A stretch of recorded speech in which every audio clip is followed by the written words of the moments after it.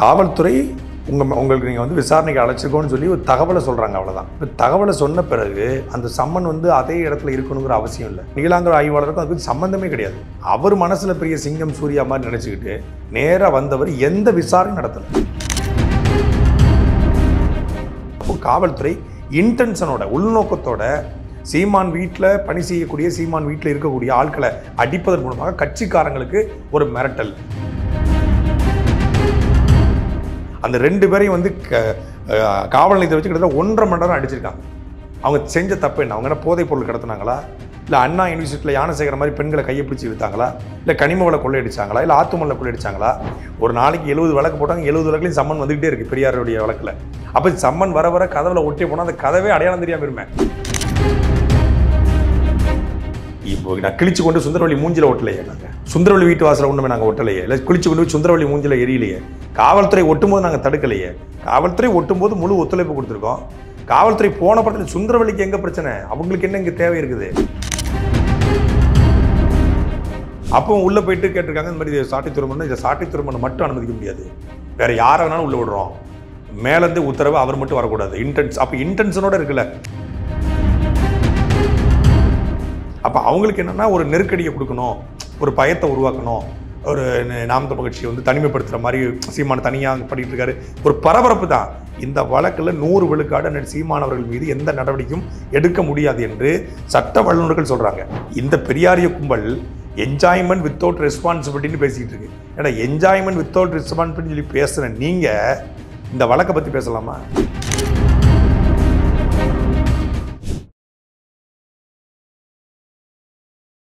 இளைய பாரதம் நேயர்களுக்கு வணக்கம். இன்று நம்மோடு இணைந்திருக்கும் சிறப்பு விருந்தினர் நாம் தமிழர் கட்சியின் திரு சாட்டை துரைமுருகன் அவர்கள். வணக்கம் சார்.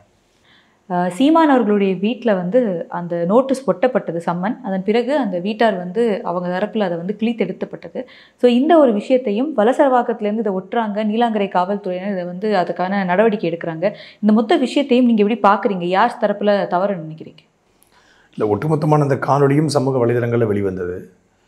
நம்ம ஒரு கட்சி, அந்த கட்சியினுடைய ஆதரவு நிலைப்பாடுகளை தாண்டி ஒரு பொது மனிதனாக இந்த விவாதத்தை நம்ம பார்க்கணும். இதில் என்னென்னா, ஒரு சம்மன் என்பது காவல்துறையால் வரவழைக்கப்படுவதற்காக கொடுக்கப்பட்ட அழைப்பாணை. காவல்துறை உங்களுக்கு நீங்கள் வந்து விசாரணைக்கு அழைச்சிக்கோன்னு சொல்லி ஒரு தகவலை சொல்கிறாங்க, அவ்வளோதான். இப்போ தகவலை சொன்ன பிறகு அந்த சம்மன் வந்து அதே இடத்துல இருக்கணுங்கிற அவசியம் இல்லை. இப்போ சமீபத்தில் ஜாபர் சாதிக்கு வந்து அமலாக்கத்துறை சம்மன் கொடுக்குறாங்க. அவங்க அம்மா வந்து அதை கிழிச்சு போடுறாங்க, காவல்துறை கண்ணு முன்னாடியே கிழிச்சு போடுறாங்க. நீ அங்கே அவங்க அம்மாவை நீ அடித்து இழுத்துட்டு வரலையே. இப்போ என்னுடைய வீட்டுக்கு வந்து டிஐஜி வருண்குமார் எஸ்பியாக இருக்கும்போது சைபர் கிரைமில் ஒரு புகார் அதில் சம்மன் கொடுக்குறாங்க, வீட்டு வாசலில் ஓட்டுறாங்க. அவங்க போன பிறகு நாங்கள் கிழிச்சு எடுத்தோம், யாரும் ஒன்று கண்டுக்கலை. இதில் என்ன, மீடியா இதை பரபரப்பாகினாங்க. சம்மன் ஒட்டப்பட்டுருச்சு, சம்மன் ஓட்டிட்டு மீடியா போய்ட்டு அதை வந்து கிழிக்கப்பட்ட புகைப்படத்தை எடுத்து காவல்துறைக்கு அனுப்புகிறாங்க, கிழிச்சிட்டாங்க அப்படின்னோடனே அது அவங்களுடைய ஈகோவை டச் பண்ண மாதிரி இப்படி மீடியா எடுத்து பரபரப்பாக்கி சொன்னோடனே மேல் அதிகாரிகளுடைய அழுத்தம் காரணமாக அங்கேருந்து நீலாங்கரை ஆய்வாளர் வராரு. ஒட்டது வலசரவாக்கத்துடைய உதவி ஆய்வாளர். அவர் போனதுக்கப்புறம் நீலாங்கரை ஆய்வாளருக்கும் அதுக்கு சம்மந்தமே கிடையாது. அவர் மனசில் பெரிய சிங்கம் சூர்யா மாதிரி நினச்சிக்கிட்டு நேராக வந்தவர் எந்த விசாரணையும் நடத்தலை, ஒரு கான்வர்சேஷனும் நடக்காமல். அவர் ஒரு இந்திய இராணுவத்தில் கிட்டத்தட்ட 25 ஆண்டுகள் பணி செய்த ஒரு இராணுவ வீரர், ஒரு பெரிய கேடரில் இருந்தவர். அதே போல் வந்து காஷ்மீருடைய கார்கில் போரில் காஷ்மீரில் பனி பிரதேசங்களுக்காக இந்த நாட்டின் மக்களுக்காக பாதுகாப்புக்காக உழைச்சவரை நீங்கள் வந்து யாருன்னு இன்னொன்று அந்த சம்மனை அவர் கிழிக்கலை, அது காணொலி இருக்குது. அவர் ஒட்டும்போது முழு ஒத்துழைப்பு காவல்துறை கொடுத்துருக்காரு. கிழிச்சது வீட்டில் ஓட்டுநர் வந்து சுபாஷுங்கிறத கிழிக்கிறார். இவர் பக்கத்தில் நிற்கிறார். கதவை திறந்தோடனே போலீஸாக இருந்தாலும் ஏன்னா என்னென்னு கேட்பாங்கல்ல, என்னென்னு கேட்டால் என்னடா என்னென்னு சொல்லி எடுத்தோடனே சட்டையை பிடிச்சி கொண்டு போய் தள்ளி அவரை வந்து ஒரு 55 வயது மதிக்கத்தக்க ஒரு மனிதர்.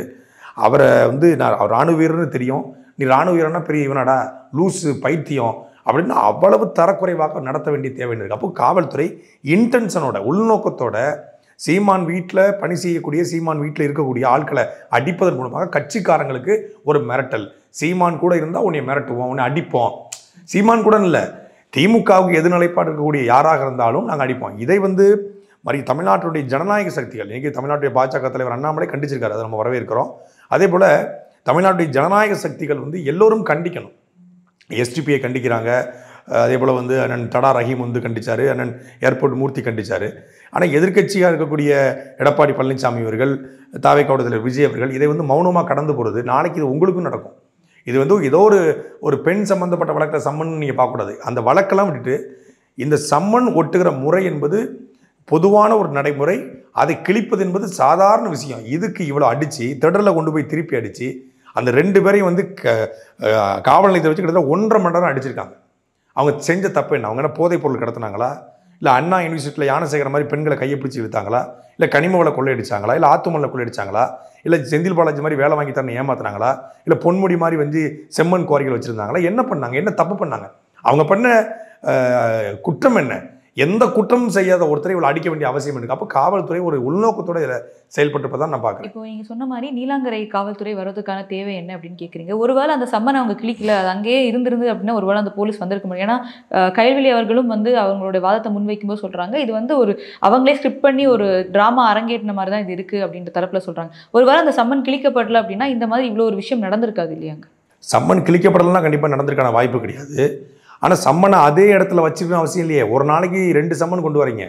2 சம்மனை விட்டா கதவு முழுக்க சம்மனாக இருக்கிறதா? அது என்ன நீங்கள் வந்து அது என்னது விளம்பர பலகையா வீட்டு வாசல்? அடுத்த நாள் அவங்களே ஒரு பலகை வச்சுட்டாங்க. அதுக்கப்புறம் தான் சரி இதில் ஓடிட்டு போய் கருங்கல் பாளையத்தில் சம்மன் கொடுத்துருக்காங்க, ஏற்கனவே வடலூரில் சம்மன் கொடுத்துருக்காங்க, அதுக்கப்புறம் செங்கல்பட்டில் சம்மன் கொடுத்துருக்காங்க, மதுரையிலேருந்து சம்மன் வந்திருக்கு. ஒரு நாளைக்கு 70 வழக்கு போட்டாங்க. 70 வழக்குலையும் சம்மன் வந்துகிட்டே இருக்குது பெரியாருடைய வழக்கில். அப்போ சம்மன் வர வர கதவில் ஒட்டி போனால் அந்த கதவே அடையாளம் தெரியாமல் இருமே. ஒரு வீட்டு வாசலில் ஏங்க ஒரு அண்ணன் சீமானவர்கள் அரசியல் பின்னணி கொண்டு வராங்க. அவங்க குடும்பத்தார்கள் வந்து நேரடியான அரசியல் இல்லை. அவங்க குடும்பத்தார்கள் வந்து அந்த வீட்டு வாசலில் சம்மன் ஓட்டுவதை எப்படி பார்த்துட்டு இருப்பாங்க? எல்லார் வீட்லேயும் அப்படி தான். யார் வீட்டில் சம்மன் இப்போ நாளைக்கு மரியாதைக்குரிய தமிழ்நாடு முதலமைச்சர் ஸ்டாலின் வீட்டில் ஏதோ ஒரு வழக்கில் சம்மன் ஓட்டுறாங்க, பத்திரமா அப்படியே வச்சுருப்பாங்களா? இல்லை சம்மனை எடுத்து கொண்டு போய் திருப்பதி வெங்கடாச்சலபதி போட்டோ கீழே வச்சு கும்பிடுவாங்களா? இல்லை ஃப்ரேம் பண்ணி மாட்டுவாங்களா? நீங்கள் கிழிச்சிருந்தா என்ன இருக்கும், கிழிக்கலாம் என்ன இருக்குங்கிற கிழிச்சா என்ன தப்பு? செய்தி தெரிவிக்கப்பட்டுருச்சு. அண்ணன் சீமானுக்கு நாளை காலையில் 11:30 மணிக்கு வலசரவாக்கத்துக்கு வர சொல்லி வலசரவாக்கம் காவல் நிலையம் சம்மன் கொடுத்துருக்காங்கன்னு தெரிஞ்சிருச்சு. இது முழுக்க முழுக்க காவல்துறையினுடைய தோல்வி. காவல்துறை இதுக்கு பொறுப்பேற்க வேண்டும். அதை எல்லாவற்றையும் தாண்டி நாம் தமிழ் கட்சியுடைய வழக்கறிஞர் பாசறை, நாம் தமிழ் கட்சியுடைய முன்னாள் படை வீரர்கள் பாதுகாப்பு பாசறை, அதே முன்னாள் இராணுவ வீரர்கள் எல்லோருமே வந்து ஹோம் செக்ரட்டரிக்கு வந்து புகார் கொடுத்துருக்காங்க, ஹோம் மினிஸ்ட்ரிக்கு புகார் கொடுத்துருக்காங்க. அதே போல் மாநில ஆளுநரையும் பார்த்து புகார் கொடுக்க இருக்கிறாங்க. அதே போல் வந்து நம்ம நீதிமன்றத்தில் இப்போ ப்ரைவேட் கம்ப்ளைண்ட்டை அதை கொண்டு வரோம். நீலாங்கரை காவல் ஆய்வாளர் ராஜேஷ் அவர்களை வந்து நிச்சயமாக கைது செய்யும் வரை நாம் தமிழ் கட்சி ஓய போகிறதில்லை. இந்த வழக்கில் அப்பட்டமாக அவர் வந்து தன்னுடைய பணியை வந்து அத்துமீறி இருக்காரு. அத்துமீறது மட்டும் இல்லாமல் கொண்டு போய் அவங்கள வந்து கஸ்டடி எடுத்து அவங்கள வந்து இல்லீகல் கஸ்டடியில் அடித்து டார்ச்சர் பண்ணியிருக்காரு. அப்போ கஸ்டடியல் டார்ச்சர் அடிப்படையில் இராணுவ வீரரை அவமதித்தல் அப்படிங்கிற அடிப்படையில் அவர் மீது நிச்சயமாக நாம் தமிழ் கட்சி வழக்கு தொடுக்கும். இப்போ திமுக தரப்பில் ஆதரவாளராக இருக்கும் அவங்க கட்சியிலே இருக்காங்க சுந்தரவல்லி அவர்கள். ஸோ அவங்க எல்லாமே ஒரு கருத்து என்ன முன்வைக்கிறாங்க அப்படின்னா, அந்த கேட்டுக்கு இந்த பக்கம் தான் கைல்வெளி அவர்கள் நின்றுட்டு இருக்காங்க, வந்து அதை படித்தா முடிஞ்சது இல்லை, கேட்டால் படிக்கிறதுக்காக கிழிச்சேன்னு சொல்கிறாங்க. அந்த கிழித்த முறையை பார்க்கும்போது அது படிக்கிறதுக்கு கிழிச்ச மாதிரி இல்லை, ஃபாஸ்ட்டாக சும்மா தரன்னு கிழிக்கிறாங்க. அதற்கு வந்து ஒரு வாதம் வைக்கிறாங்க, எனக்கு வெளில வர அன்ஈஸியாக இருந்தது அதனால தான் அப்படின்றாங்க. அது பின்னாடி தான் நின்றுட்டு இருக்காங்க அப்படின்ற ஒரு தரப்பு சொல்கிறாங்க. அவங்க பின்னாடி நிற்கிறாங்க, முன்னாடி நிற்கிறாங்க. எங்கள் வீட்டு வாசலை ஓட்டினா கிளிக்க தான் செய்வோம். உனக்கு என்ன பிரச்சனை? உனக்கு இல்லை படிக்கிறதுக்காக கிளிக்கணும்னு சொல்ல வேண்டிய தேவையில்லை. இப்போ நான் கிழிச்சு கொண்டு சுந்தரவல்லி மூஞ்சில் ஓட்டலையே. நாங்கள் சுந்தரவல்லி வீட்டு வாசலை ஒன்றுமே நாங்கள் ஒட்டலையே. இல்லை கிழிச்சு கொண்டு போய் சுந்தரவல்லி மூஞ்சில் எரியலையே. காவல்துறை ஒட்டும்போது நாங்கள் தடுக்கலையே. காவல்துறை ஒட்டும்போது முழு ஒத்துழைப்பு கொடுத்துருக்கோம். காவல்துறை போன படத்தில் சுந்தரவல்லிக்கு எங்கே பிரச்சனை? அவங்களுக்கு என்ன இங்கே தேவை இருக்குது? அவங்க என்ன பெரிய யோகே சிகாமணி மாதிரி பேசிட்டு உட்காந்துருக்காங்க. அவங்களுக்கும் இந்த இதுக்கும் என்ன சம்பந்தங்க? நீங்கள் எதுக்கு பேசுகிறீங்க? தன்னோட எக்ஸ்தலத்திலே அவங்க வந்து கைல்வெளி வந்து வழக்கறிஞர் அப்படின்றது ஒரு கேலி விதமாகவும் அவங்க போட்டிருக்காங்க. இல்லை, அதாவது நான் என்ன கேட்குறேன்னா, வீட்டு வாசலில் ஒட்டினா வழக்கறிஞரோ பொறியாளரோ மருத்துவரோ கிளிக்க தான் செய்வாங்க. இதுக்கு வந்து வழக்கறிஞராக இருக்கணும், இதாக இருக்கணும் இல்லை. அவங்களுக்கு வந்து சட்ட விவரங்கள் எல்லாமே தெரியும். தன்னுடைய வீட்டு வாசலில் ஒட்டிட்டு போனால் கிளிக்கத்தான் செய்வாங்க. இன்னும் நீங்கள் ஒட்டினாலும் நாங்கள் கிளிக்க தான் செய்வோம். அதில் எந்த மாற்றுக்கிறது இல்லை. கிழிக்கிறதுனால் ஏற்படக்கூடிய அஃபென்ஸ் என்ன? சம்மனை கிழிக்கக்கூடாது என்று ஏதாவது சட்டம் இருக்கா? காவல்துறை ஒட்டும் போது தடுக்கக்கூடாது. ஒட்டும் போது நாங்கள் முறையை வந்திருக்காங்க. இப்போ எனக்கு எத்தனையோ சம்மன் கொடுத்துருக்காங்க. அந்த சம்மன்லாம் வந்து ஒன்று வாட்ஸ்அப்பில் அனுப்புவாங்க, இல்லை எங்கேயாவது நம்ம வந்து வரணும் இங்கே இந்த நம்ம அலுவலகத்துக்கே வந்து சம்மன் கொடுத்துட்டு போயிருக்காங்க. பல்வேறு வழக்குகளில் சம்மன் கொடுத்துருக்காங்க. சம்மனை நம்ம ரிசீவ் பண்ணுறோம், மரியாதை இருப்போம். நம்ம இல்லைன்னா யார்கிட்டயா கொடுத்துட்டு போவாங்க, இல்லை உங்ககிட்ட தான் கொடுக்கணும், நீங்கள் கையெழுத்து போட்டு தரணும்னா சரி நாளைக்கு வாங்கன்னு சொல்லுவோம். அப்படித்தான் நம்ம அணுகிறது. எந்த காவல்துறையோ காவலர்களோ காவல்துறை நமக்கு எதிரி கிடையாது. நமக்கு ஒட்டும் போது நம்ம அவங்களுக்கான முழு ஒத்துழைப்பு கொடுத்துருக்கோமே. சுந்தரவெளியில் விமர்சனம் பண்ணும்போது காழ்ப்புணர்ச்சியில் ஏதாவது விமர்சனம் பண்ணணும், தனி மனித விமர்சனம் பண்ணணுங்கிறதுக்காக பண்ணுறாங்களே ஒழிய. காவல்துறைக்கு அவர் சரணடைய வர்றாரு. அந்த டைமில் வந்து வித்யா வீரப்பன் அவர்களை வந்து உள்ளே விட மாட்டுறாங்க. அதற்கும் பல தரப்பில் வந்து அது எப்படி சரியாகும், இத்தனை பேர் தான் நாங்கள் உள்ளே விடுவோம், 5 பேர் தான் நம்ம உள்ளே விடுவோம்னு சொல்லியிருக்கோம், அதை தாண்டி வராங்க அப்படின்றது மட்டும்தான் நாங்கள் வந்து தடுக்கிறோம் அப்படின்ற ஒரு விஷயத்த சொல்கிறாங்க. உங்களையும் முதல்ல வந்து உள்ளே அலோவ் பண்ணதுக்கப்புறம் தான் விட்டாங்க அப்படின்னு சொல்கிறாங்க. ஸோ அவங்க வந்து ஒரு இத்தனை பேர் தான் எங்களால் விட முடியும் அப்படின்ற ஒரு தரப்பு இருக்கும்போது வித்யா அவர்களை விடாதது வந்து ஒரு பெரிய விஷயம் கிடையாது. அவங்க ஒரு சீன் கிரியேட் பண்ணுற மாதிரி அங்கே பண்ணிட்டாங்கன்னு சொல்கிறாங்க. இல்லை, அப்படிலாம் கிடையாதுங்க. நீங்கள் வந்து காவல் நிலையத்தில் எந்த நம்பிக்கையின் அடிப்படையில் நீங்கள் சீமானவர்களே அனுப்புவது? நீங்கள் பெட்ரோல் குண்டு போட வரேன்றான், காவல்துறை வீட்டு வாசல் இருக்கக்கூடிய பணி செய்யக்கூடிய பாதுகாவலரை அடித்து இழுத்துட்டு போகிறாங்க. அது முதலாக நடக்குது. தமிழ்நாடு முழுக்க பரபரப்பாகுது. அவர் மேலே வந்து ஆயுதம் வச்சிருந்தான்னு சொல்லி வழக்கு போட்டு அவர் காவலர்களை தாக்கியதாக கொலை முயற்சி வழக்கு போடுறீங்க. அப்போ சீமானனுடைய தனிப்பட்ட பாதுகாப்பை கேள்விக்குறியாக்கப்படுது. சீமானன் வீட்டில் இருந்த அந்த பாதுகாவலர்கிட்ட துப்பாக்கி இருந்தது தெரிந்து தான் வம்படியாக வந்து அவர் கைது செய்து அண்ணன் சீமானை தனிமைப்படுத்தணும், சீமான் கூட யார் இருந்தாலும் நாங்கள் அடிப்போம், மிரட்டுவோம், பொய் வழக்கு போடுவோம் என்ற ஒரு பிம்பத்தை உருவாக்குறாங்க, ஒரு கட்டமைப்பு உருவாக்குறாங்க. அப்போ அண்ணன் சீமானுடைய தனிப்பட்ட பாதுகாப்பு கேள்விக்குறியாகும் போது ஒவ்வொரு கட்சிக்காரனும் கொதிக்க தான் செய்வான். நீங்கள் ஒரு பொய் வழக்கில் தொடர்ச்சியாக ஏற்கனவே வந்து 2023 செப்டம்பரில் இதே வழக்கில் இதே காவல் நிலையத்தில் சீமானவர்கள் போயிட்டு வாக்குமூலம் கொடுத்துருக்காங்க, தன் தரப்பு விளக்கத்தை கொடுத்துருக்காங்க. மீண்டும் அதே வழக்கில் நீங்கள் விளக்கத்தை கேட்குறீங்க. இந்த ஒரு வார காலமாக சென்சிட்டிவாக போய்கிட்டு இருக்கு. அப்போ காவல் நிலையத்தில் வைத்து அண்ணன் சீமானவர்களை எந்த நம்பிக்கையில் அனுப்புறது? அப்போ காவல்துறை மேலே நம்பிக்கை இல்லாமல் தான் ஏற்கனவே தன்னுடைய குடும்பத்தாருக்கும் வீரப்பனாருடைய சேர்ந்தவர்களுக்கும் இந்த மாதிரி காவல்துறையில் கஸ்டடியல் டார்ச்சர் நடந்திருக்கு. அதை கண்கூட பார்த்து வளர்ந்த ஒரு பிள்ளை வித்யாராணி. அதனால் அவங்க என்ன பண்ணுறாங்க, நான் இன்னைக்கு ஏற்றுக்கூடிய தன்னை தலைவனுக்கு எதுவும் ஆயிடக்கூடாதுங்க அப்படிங்கிற ஒரு உணர்ச்சி வேகத்தில் எமோஷனில் அவங்க வந்து உள்ளே நிற்கணும், நான் நிற்கணும்னு தன்னுடைய சப்போர்ட் கொடுக்கணும்னு வராங்க. அதுக்கு தான் அவங்க சேலத்துலேருந்து வானூர்தி பிடிச்சி வராங்க. அப்போ அவங்க போகிற நினைக்கல என்ன தப்பு இருக்குது? இன்னொன்று அங்கே பெண்களை யாருமே அனுமதிக்கலை. அப்போ பெண்ணாக நான் ஒரு ஆள் சப்போர்ட் நிற்கிறேன் அப்படின்னு அவங்க சொல்கிறல எந்த தப்பும் இல்லையே. அவங்க திட்டமிட்டு, இப்போ நீங்கள் பாருங்கள், நான் தேவா அண்ணன், வழக்கறிஞர் சிவகுமார், ரூபன் அண்ணன், அண்ணன் சீமானவர் 5 பேர் வர்றதா தான் திட்டம் உள்ளே போகிறதா. அப்புறம் நம்மளுடைய வழக்கறிஞர் ஏற்கனவே சங்கரண்ணனும் நன்மாரண்ணனும் சுரேஷ் வழக்கறிஞர் உள்ளே இருக்காங்க. அப்போ நாங்கள் 5 பேர் வரணும், காவல்துறை சரின்னு சொல்லிட்டாங்க. அதனால் 5 பேர் வாகனத்துக்குள்ளே போகிறோம். நாங்கள் அந்த வாசல் வரைக்கும் போகிற வரைக்கும் எனக்கு அனுமதிக்கிறாங்க, வாசலில் என்னை தடுத்து நிறுத்துறாங்க. அப்போ உள்ளே போயிட்டு கேட்டிருக்காங்க, இந்த மாதிரி சாட்டை துறைமுறை, இதை சாட்டை துறைமுறை மட்டும் அனுமதிக்க முடியாது, வேறு யாரை வேணாலும் உள்ளே விடுறோம், மேலேருந்து உத்தரவு அவர் மட்டும் வரக்கூடாது. அப்போ இன்டென்ஷனோடு இருக்குல்ல. ஏன்னா நான் உள்ள செய்தி பார்ப்பேன், அதை வெளியே வந்து பேசுவேன் அப்படின்னு அவங்களுக்கு தெரியுது. இல்லை நான் உள்ளேருந்து தகவல் சொல்லுவேன், ஏதாவது நடந்தால் தகவல் சொல்லுவேன் அப்படின்னு தெரியுது. டக்குன்னு மீடியாவுக்கு சொல்லி சொல்லுவேன். இல்லை நானே ஒரு செய்தி, நம்ம ஒரு மீடியாவாக இருக்கிறதுனால நம்ம ஊடகத்தில் போடுவோம்னு சொல்லி இவங்க வந்தால் ஏதாவது ஆகும் அப்படின்னால என்ன வரக்கூடாதுன்னு திட்டமிட்டு பண்ணுறாங்க. அதுக்கப்புறம் வந்து இந்த வழக்கில் வந்து நிறைய ஆதாரங்கள் என்னுடைய அலைபேசியில் இருக்குது.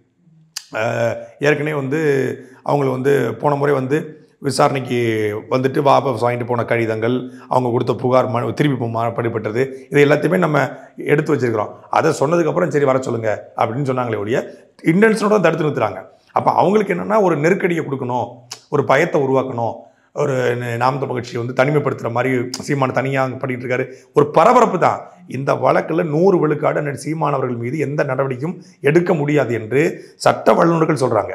ஏன்னா இது அப்பட்டமான ஒரு பொய் வழக்கு. இன்னொன்று, மியூச்சுவல் கன்சர்னில் ஒரு ஆணும் பெண்ணும் காதலிப்பதை நீங்கள் வந்து இதாகவே கொண்டு போக முடியாது. நீங்கள் படிச்சிருப்பீங்க, 2008 உச்சநீதிமன்ற தீர்ப்பே ஒன்று இருக்குது.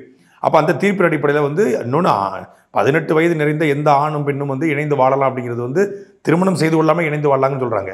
இந்த பெரியாரிய கும்பல் என்ஜாய்மெண்ட் வித்தவுட் ரெஸ்பான்சிபிலிட்டின்னு பேசிக்கிட்டு இருக்கு. ஏன்னா என்ஜாய்மெண்ட் வித்தவுட் ரெஸ்பான்சிபிலிட்டி சொல்லி பேசுகிற நீங்கள் இந்த வழக்கை பற்றி பேசலாமா?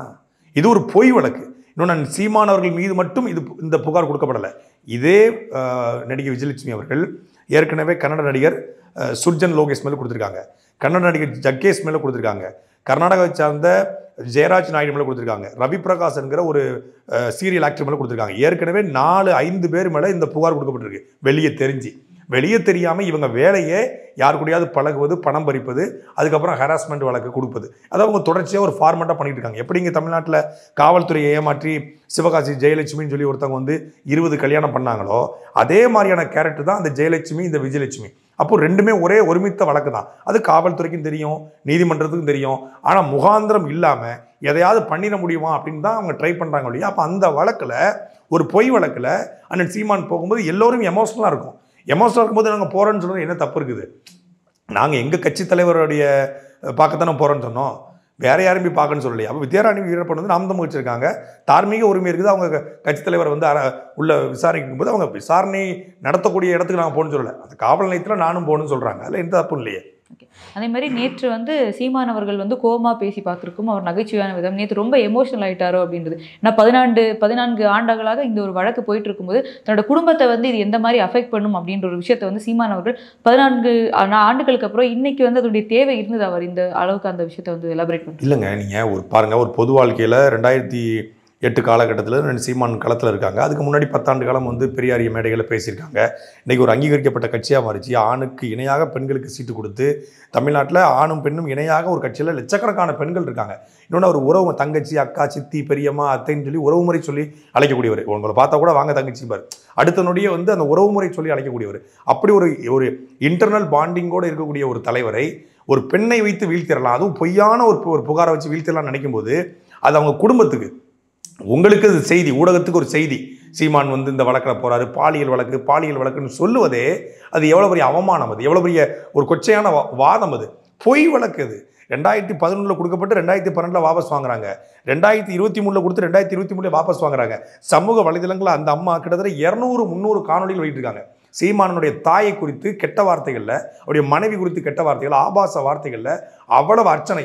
அதை வைத்துக்கொண்டு ஒட்டுமொத்தமான ஊடகங்களும் விஜயலட்சுமியுடைய பேட்டி எடுத்து போட்டு, இதேபோல் இந்த திமுகவுடைய யூடியூபர்ஸ் வந்து இதை தம்ப்நெயிலை வச்சு சீமானனை வந்து ஒரு அரை சட்டை போடாமல் இருக்கிற புகைப்படங்களை போட்டு ஒரு உயர்ந்த கொள்கையை, நீங்கள் ஒரு அங்கீகரிக்கப்பட்ட கட்சியை தலைவரோட மாறி இருக்காரு, உயர்ந்த கொள்கையை பிடிச்சிக்க ஒருத்தரை நீங்கள் கீழ்த்தரமான விமர்சனத்தை வச்சு வீழ்த்து நினைக்கும் போது அவர் தாங்கிக்குவார், மனைவி தாங்கிக்குவாங்க, அவங்க சித்தி, அவங்க பெரியம்மா, அவங்க அக்கா, தங்கச்சி, அவங்க வீட்டில் பொண்ணு எடுத்தவங்க, அவங்க மாமியார், இவங்களாம் எப்படி பார்ப்பாங்க? அப்போ அவன் மூத்தவனுக்கு வந்து கிட்டத்தட்ட 15 வயசு ஆக போகுது.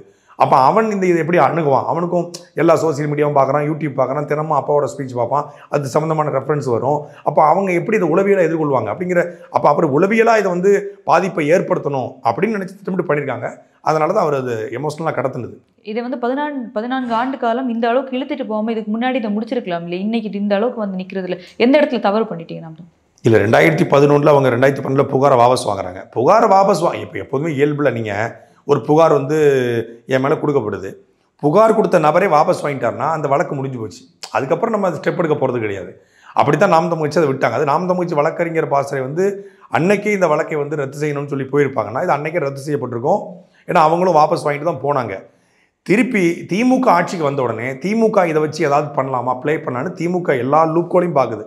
சீமானை வீழ்த்துறதுக்கு என்ன பண்ணலாம், சரி இதை வச்சு டேமேஜ் பண்ணலான்னு சொல்லி ஒரு உயரதிகாரிகள் திட்டமிட்டு, இன்னொன்று நான் வெளிப்படையாக ஸ்டாலின் அவர்களோ உதயநிதி ஸ்டாலினோ இதை செஞ்சாங்கன்னா நான் கிளைம் பண்ணல, அவங்கக்கிட்ட நல்ல பேர் எடுப்பதற்காக சில அதிகாரிகள் பண்ணியிருக்காங்க. சொல்லப்போனால் நேரடியாக ஸ்டாலின் அவர்களுக்கு இதில் இன்ட்ரெஸ்ட் இல்லை அப்படிங்கிறதா பல பேர் சொல்கிறாங்க. ஏன்னா நேற்று நீங்கள் சொல்லும்போது சொன்னீங்க சீமான் அவர்கள் 10 நிமிஷம் நான் அவரை லேட் பண்ணதுக்கு காரணமே ஸ்டாலின் அவருடைய இந்த நிகழ்ச்சி நடக்கிறது. ஆமாம்மா, அது உண்மைதான். அதாவது சீமான் அவர்கள் வந்து ஸ்டேஷனுக்கு வந்தால் முதலமைச்சருடைய பேச்சை யாரும் பார்க்க, ஏற்கனவே ஒன்றும் பார்க்குறதில்ல, இங்கே வந்து சுத்தமாக பார்க்க மாட்டானோடனே 9 மணிக்கு மேலே வாங்க அப்படின்னு சொல்லியிருக்காங்க.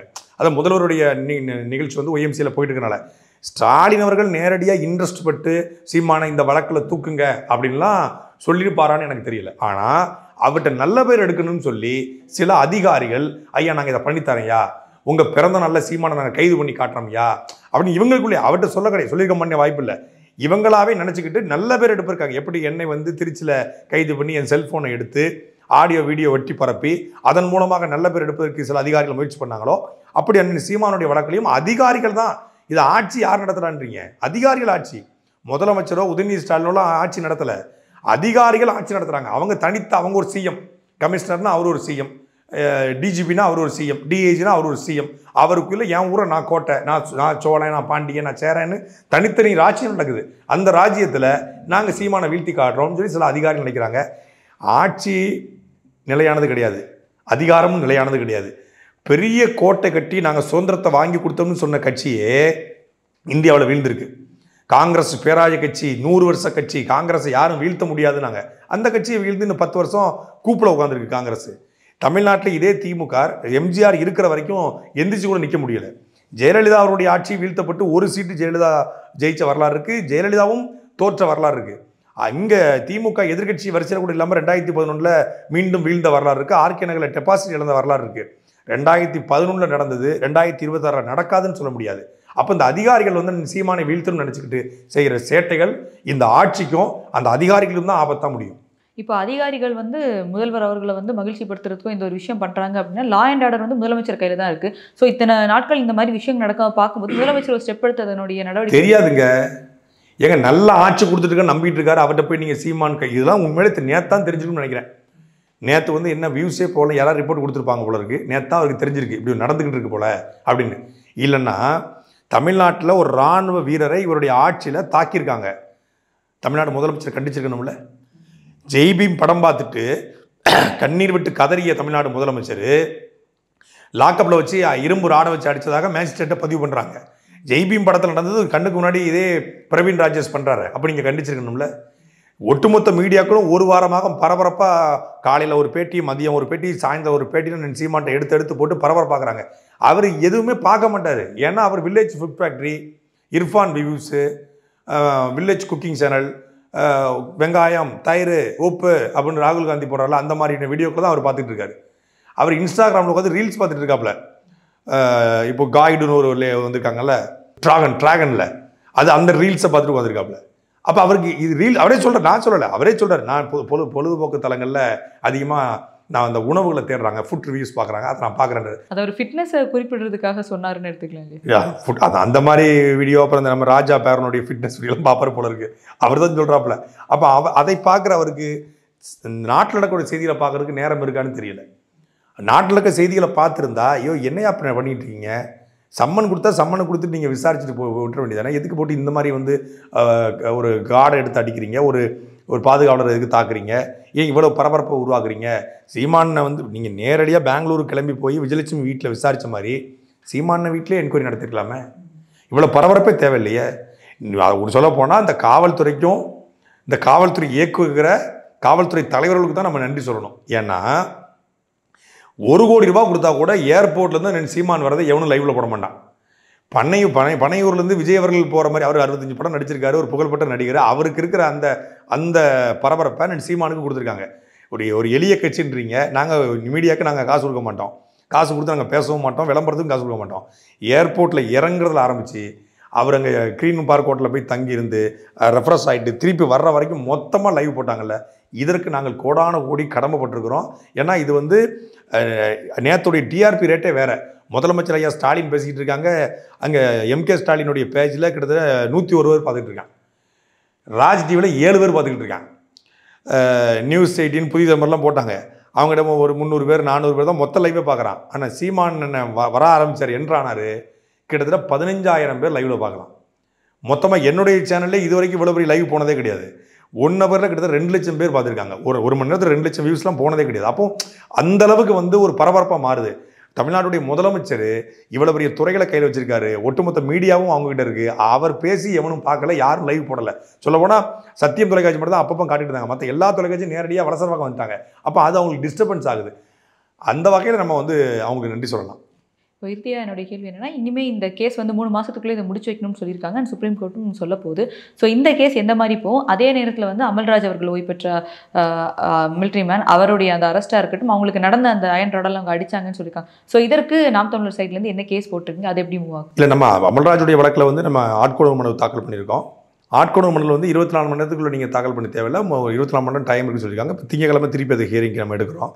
அதே போல் அமல்ராஜ் வழக்கில் ப்ரைவேட் கம்ப்ளைண்ட் கொண்டு போயிருக்கோம். ஹோம் செக்ரட்டரிக்கு, இங்கே தமிழ்நாடுடைய ஆளுநருக்கு, அதே போல் வந்து முன்னாள் படை வீரர்கள் இராணுவ வீரர்களுடைய அந்த அமைப்பு இருக்காங்க, அந்த அமைப்பு சுரேஷின் தலைவர், அவர் மூலியமாகவும் நம்ம டெல்லிக்கு மூவ் பண்ணியிருக்கிறோம். டெல்லியிலேருந்து நிச்சயமாக இவர்களை வந்து கைது செய்வதற்கான எல்லா நடவடிக்கை எடுப்புன்னு சொல்லி இராணுவ தளத்திலிருந்து பேசிகிட்டு இருக்காங்க. அதை எல்லாவற்றையும் தாண்டி இந்த வழக்கை நாம் தமிழ் வழக்கறிஞரணி தனியாக எடுத்து சென்னை நீதிமன்றத்தில் ஒரு ப்ரைவேட் கம்ப்ளைண்ட்டாக கொண்டு போய் இவரை அடித்ததற்கான இது பண்ணோம். இவரை ரிமாண்ட் பண்ணாமல் நாங்கள் வந்து அதிலேருந்து நகர போகிறதில்ல. அவரை வந்து சட்டப்படி ஒரு வழக்கு இது பண்ணோம். அவருடைய இதை படிக்கும்போது அவர் பிஏ 2ஆம் ஆண்டு படிச்சுட்டு 2ஆம் ஆண்டு படிக்கும்போதே அவருடைய தந்தை ராஜீவ்காந்தி படுகொலையில் இறந்ததுனால அந்த போஸ்டிங்கில் கருணையின் அடிப்படையில் வேலைக்கு வந்தவர், கருணையே இல்லாமல் இருக்கார். கருணையின் அடிப்படையில் வேலைக்கு வந்து முழுமையாக அந்த பட்டப்படிப்பையே அவர் முடிக்கலை, போலியான சான்றிதழ் பெற்றிருக்கார் அப்படிங்கிற குற்றச்சாட்டு அவர் மேலே இருக்குது. ஏற்கனவே ஒரு வழக்கறிஞர் அடித்து அந்த வழக்கில் வாரண்ட் வாங்கியிருக்காரு. இந்த வடபாவுக்காக ஒரு கடையை சண்டை போட்டு வடபாவு கடை கூட சண்டை போட்டுருக்காரு. அவருடைய கேரக்டரே ஒரு மூர்க்கமான கேரக்டர் இருக்குது. அப்போ அதை முழுமையாக நம்ம அவர் குறித்த எல்லா தகவலையும் திரட்டி நீதிமன்றத்தில் நம்ம ஒப்படைக்க இருக்கிறோம். அவர் போலி சான்றிதழை படிச்சிருக்காரா அப்படிங்கிற எல்லா தகவலையும் நாங்கள் திரட்டிக்கிட்டு இருக்கிறோம். அது நீதிமன்றத்தில் ஒப்படைப்போம். இன்னொரு பக்கம் இந்த வழக்கை பொறுத்தளவில் வருகிற செவ்வாய்க்கிழமை இல்லைன்னா வியாழக்கிழமை அதிகபட்சம் 7ஆம் தேதிக்குள்ளே உச்சநீதிமன்றத்தில் இந்த வழக்குடைய மேல்முறையீடு நம்ம போயிருக்கிறோம். இந்த வழக்கை ரத்து பண்ண சொல்லி நம்ம பெயிலோ எதுவோ கேட்கல, இந்த வழக்கை ரத்து பண்ண சொல்லி நம்ம போயிருக்கிறோம். அது உச்சநீதிமன்றத்தில் வருது. உச்சநீதிமன்றத்தில் எங்களுக்கு சாதகமான தீர்ப்பு வரும்னு சொல்லி நம்ம காத்திருக்கிறோம். சார், எங்களோட இணைந்து பல்வேறு கருத்துக்களை பகிர்ந்ததுக்கு ரொம்ப நன்றி. நன்றி.